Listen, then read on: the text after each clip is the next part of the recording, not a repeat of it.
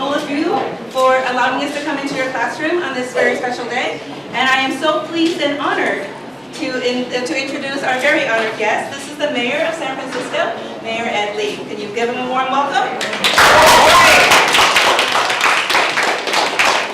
Good morning, everyone. Thanks for inviting your mayor. I hope next time we see each other, you can come down and visit me at City Hall. Keep me active. How's Marina Middle School doing? Good. All right, well, today's a special day.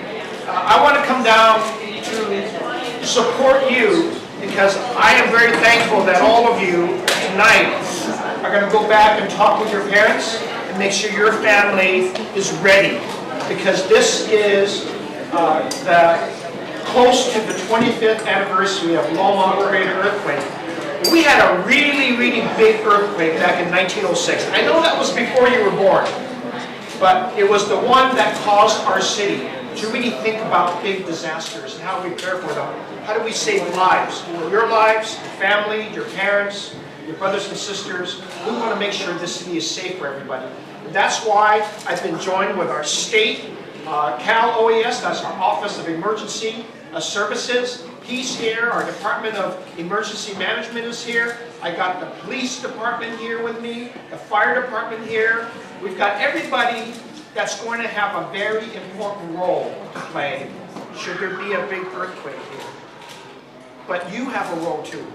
And your role is today and tonight.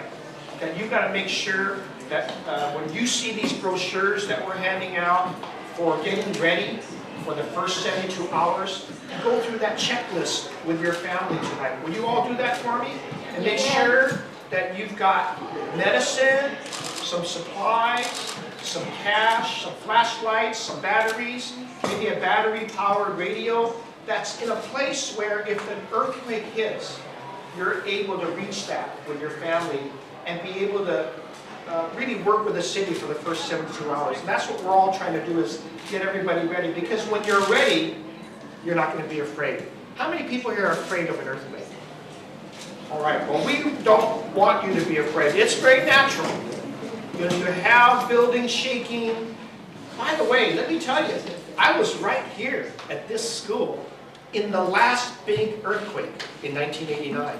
It was right, a lot of the damage was right in this neighborhood. And I was working for Mayor Art Agnos, and he said, get out there and get some services to the people who are living in the Marina area. So we camped out. We had a service center right here at your playground for some months, just to help all the residents here. But if you do the things that we ask you to do, if you get prepared, you're going to be less scared. You'll be ready.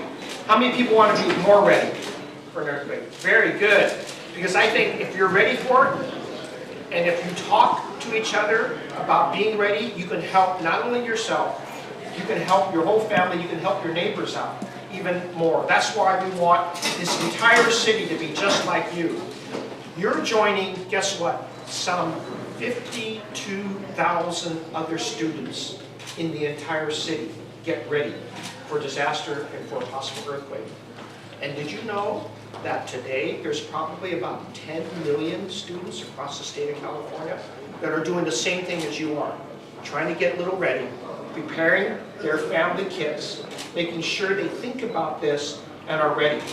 So if you want to be part of being ready and less about being scared, you'll follow our instructions, you'll think about this, and I already see many of you, and I want to say thank you, because you're drawing, you're thinking, you're planning, you're creating pictures of what things that you might want to do to put in a kit that is ready for your family. So I want to say thank you. You have a very grateful mayor who loves our middle grade students.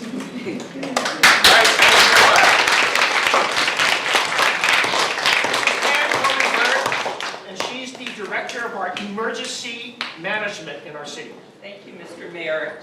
I also have a grandson who's in 6th grade in middle school at Aptos Middle School, right here in San Francisco. And so I talk to him about this all the time as well, and all of his friends.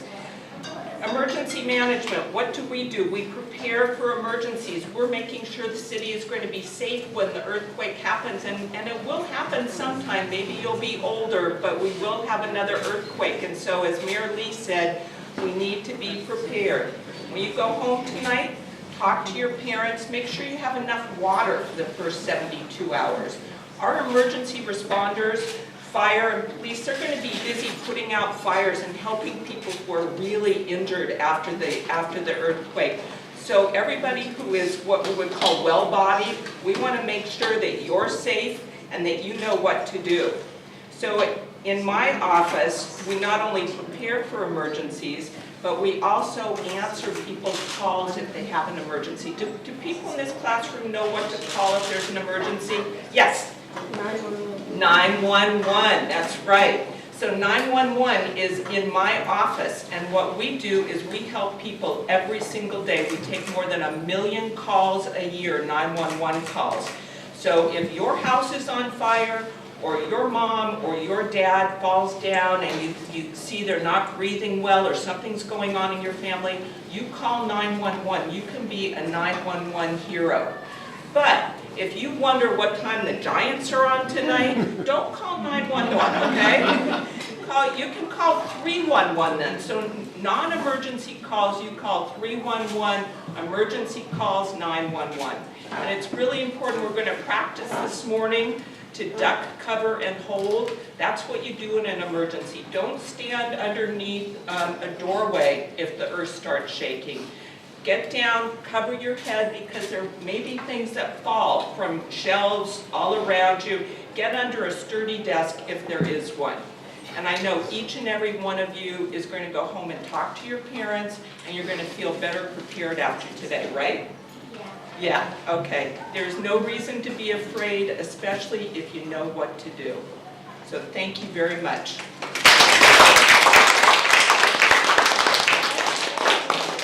Mr. Mayor, I was also, Lorraine McLeod, teaching a classroom, and I was also teaching Marina Middle School in the 1989 earthquake. So I know how important it is to have a plan.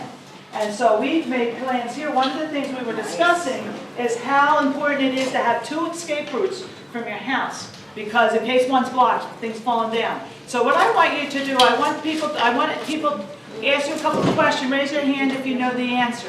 Why do you suppose it's important to have 2 escape routes and not just one, Bobby? Because sometimes the doorway, something out and it gets stuck, so you gotta go to another one, so to keep it safe. Exactly right. Yeah. What do you say, Taylor? And if something if one's blocked off, I actually have 3. Three is better than 2. Because if both of them get blocked off, then I have another thing jumping out the window. Very good. Very good. I hope you're on a low floor. Yes, I am. Another question I was wondering about is why is it so important? The top thing on the list is water. Why is it so important to have 3 gallons per person? Why is that so important, Layla? So you get hydrated. You could get dehydrated. What else? Naya? Because you can survive longer with water and food. Longer with water and food. And I want us to show our mayor and our guests, how many of you have already spoken to your parents about an escape route at home? Oh, fabulous. How many of you have made a list of contact numbers both within San Francisco and out of the Bay Area? Raise your hands. Yeah. How many of you have gone over the list of the things that you need in your go bag when you for your earthquake supplies? How many have talked to your parents about that? That's excellent. And I challenge you people who didn't do it yet to do it, because I know from experience you're going to want to know where your family members are. So this is really great. And what we have done is we're making posters, and we're going to put it around the school so that everybody can see what they need. So this is what's been happening in our class. Great. And we thank people for coming out and helping us and educating us. It's been fabulous. Who's Naomi? Naomi, I'm looking at your plan. Are you going to be an architect? You can draw really well. You even got the toilet right here. Important stuff. But this is fantastic. This is exactly what All of you have been able to do your drawing maps of where to go, the routes. You draw them beautifully, and you're very smart. So I want to congratulate all of you. You're really going to help your parents and your family out with these routes. Thank you very much.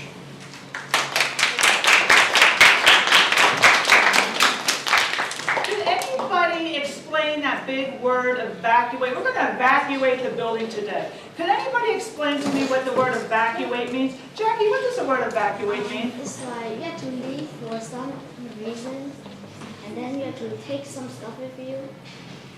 Well, when you're evacuating an emergency, the most important thing is to take yourself with you. I mean, maybe if you're evacuating your house, you want to take your go pack with your emergency supplies and things like that. Does anybody else want to add something about evacuate? Yes, Grace. Evacuate, you have to leave a building fast. Yeah, and it's usually for some kind of emergency reason. Yes, Nia. So leave an area, there's an emergency.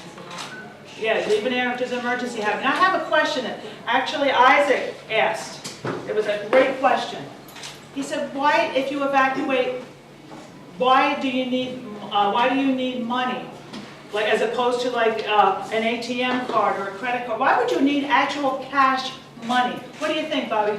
Because if the ATM breaks, you can still have money with you, so you can buy more stuff. Yeah, and if the ATM breaks or if the electricity goes out, it's always good to have some cash on hands. Yes? If you have cash, then you could like go to the nearest store and you can buy a little bit of stuff. So then, if that ever happens. Very good. Very good. Can I ask a question? Please do. Do you guys know how to use computers? Yes. Okay, have you seen our website, sf72.org? Yes. That's something you should look at because it can help you get connected, your family get connected, and with your neighborhood as well. And it will show you some really easy steps you can take to be prepared. And it looks, as the mayor was holding up your escape routes, it looks like you've done a lot of work already. But check out sf72.org. I think you'll really like it. Okay, does anybody else want to share something they learned about how to stay safe in earthquakes? Anybody? Bobby? When the earthquake happened, you hide under something like table, so in case something fell, so you won't hurt yourself. Exactly right, because of a lot of the injuries come from is things falling on you. So you want to get under something, cover your head, so that you are safe from things falling on your head. Taylor? Always like put your pack thing somewhere where you could always find it. Yeah, you want your go pack somewhere. Tie it to the leg of your bed. Or something. Yeah, somewhere where you can get it and go with it. Makai? If you hide under the table, like when you get up, you gotta prepare for aftershocks. Yes, and so what do? You're hiding under the table, it stops shaking, and before you get out of that table, Makai, what do you got to do? Look around. You got to get up and you got to look around. That is exactly right, because you want aftershocks, things could be still falling, so you want to look around, and before you get out of the safety of the table, you want to make sure. Attention, all staff and students. Just a reminder, when you hear the 3 bells, that will signal the beginning of the Great California ShakeOut and the beginning of our duck cover and hold drill. Early warning system. They perfected it. It used to be what, 3 seconds? You got it down here at Marina. You guys are good. Breaking story. I think we have about a minute. We have about, so you guys are getting ready?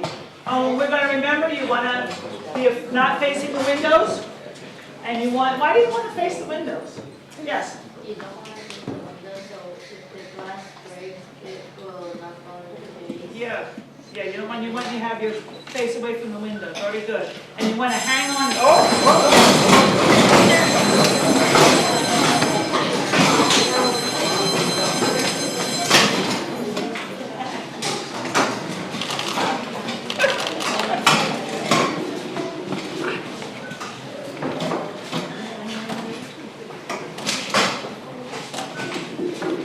This is the Great California ShakeOut.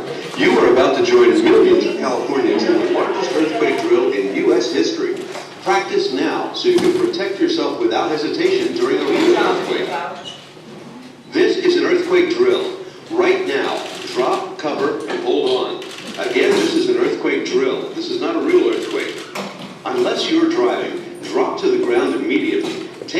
by getting under a sturdy desk or table. Hold on to it until the shaking stops. If you can't get under sturdy furniture, stay low and protect your head and neck with your arms. If you're indoors, stay indoors. If you're outdoors, stay outdoors. Injuries are more likely when you try to move around. Right now, imagine what would be happening around you during a major earthquake, with strong shaking that could last from a few seconds up to 2 minutes. You would be experiencing sudden and intense back and forth motions of up to 6 feet per second. The floor or the ground would jerk sideways out from under you. That's why you must drop, cover, and hold on. Every unsecured object around you could topple, fall, or become airborne, potentially causing serious injury. Look around and imagine. What would fall on you or others? What would be damaged? This is an earthquake drill. If you're in a high-rise or a public building, drop, cover, and hold on. Do not use elevators. If you're outdoors, move to a clear area away from wires, buildings, and anything else that could fall and hurt you, but only if you can safely do so. If there's something sturdy to get under, drop, cover, and hold on. Otherwise, sit on the ground until the shaking is over. If you're in a stadium or theater, drop, cover, and hold on. Protect your head and your neck with your arms. Don't try to leave until the shaking is over. If you're in bed, stay there and hold on. Protect your head with a pillow. If you're driving, don't do anything now. During an actual earthquake, coast over to the side of the road. Stop and set the parking brake. Avoid bridges and overhead hazards. Stay inside the vehicle until the shaking is over. It's been 2 minutes and the shaking is over, but after a real earthquake, there will be aftershocks. What can you do now before a real earthquake so that you can reduce your losses and recover as quickly as possible?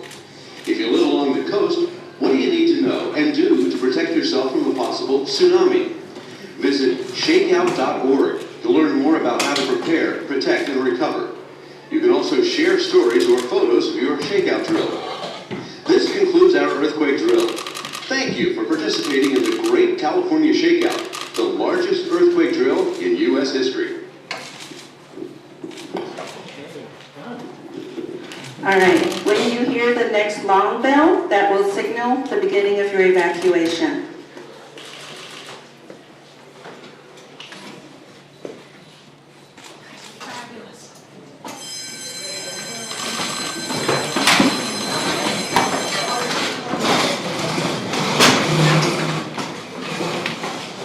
Good morning, Marina Penguins!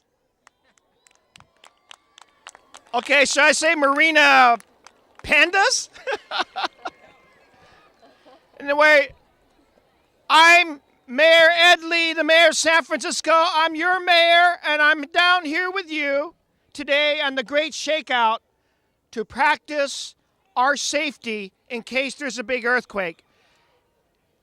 And students, if I may say this, you have a wonderful principal, you have great teachers here, but I think the most important part, and you know I say that, the students of Marina Middle School are the greatest students in San Francisco. I saw that directly. I was in one of your classrooms today. You are getting ready. You are joining over 52,000 students in the entire San Francisco Unified School District. Get ready for a disaster and earthquake. And you're also joining some 10 million students across the state of California on this great shakeout.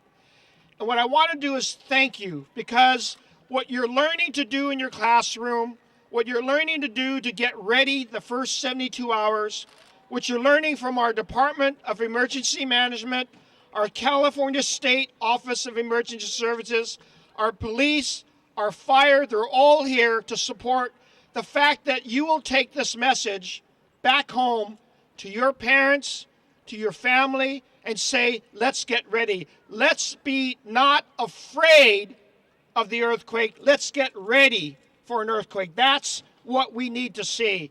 And I want to say a great thank you on behalf of me, the mayor, and all of these wonderful departments, because the more people who are ready, the more people who understand that you've got to put some resources away, whether it's food, whether it's cash, whether it's water, whether it's a battery-powered radio, whether it's any of those things that might save you during the first 72 hours, this city will not only be strong during an earthquake, will recover even faster. And I want to tell you, I think about you all the time, particularly our middle grade students. You should know that because we have all these other things that are going on to support our middle schools and our school students. But during the earthquake, I want to make sure you're all safe. And so that's why it's important that we remember what happened in the past earthquakes, like in 1989, and we learn that we can do even better.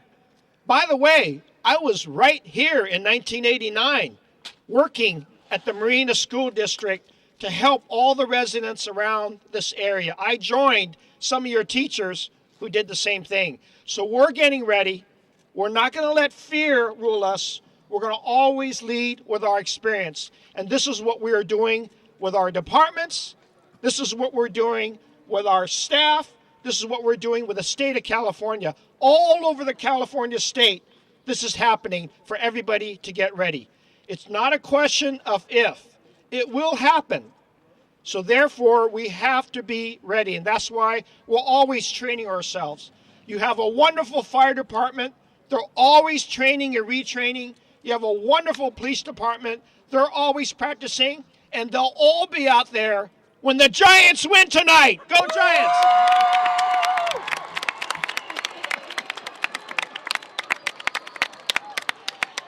Okay, Marina. First of all, I want to thank you for doing a fabulous job with the duck and cover students. So again, I want to thank you for doing a really wonderful job with the duck and cover drill. You did a great evacuation.